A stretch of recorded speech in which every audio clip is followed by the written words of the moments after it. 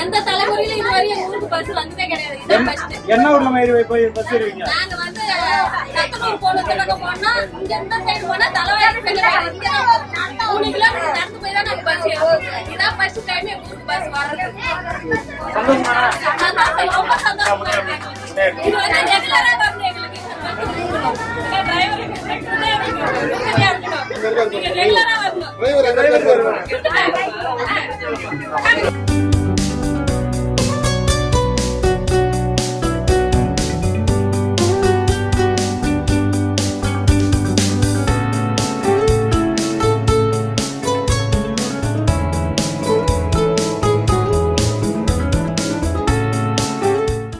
Play store மற்றும் app ஸ்டோரில் இருந்து பாலிமர் செயலியை QR கோடு மூலம் பதிவிறக்கம் செய்யுங்கள்.